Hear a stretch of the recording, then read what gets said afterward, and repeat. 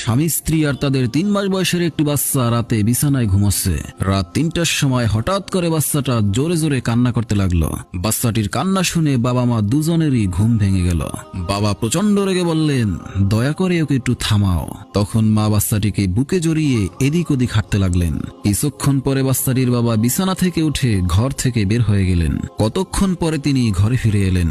তখন বাচ্চাটির মা তাকে জিজ্ঞেস করলেন, এত রাতে আপনি কোথায় গেছিলেন? তিনি কেঁদে কেঁদে বললেন, মায়ের কবরটা দেখতে গিয়েছিলাম। সে অবাক হয়ে আবারও জিজ্ঞেস করলো, এত রাতে হঠাৎ কি মনে করে?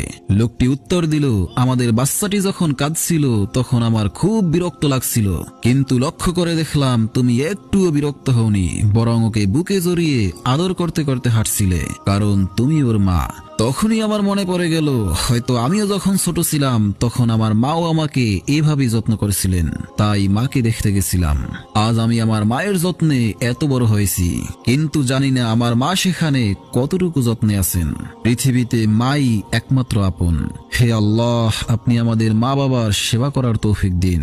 যাদের মা বাবা পৃথিবীতে বেঁচে নেই তাদের মা বাবাকে জান্নাতবাসী করুন। আমিন।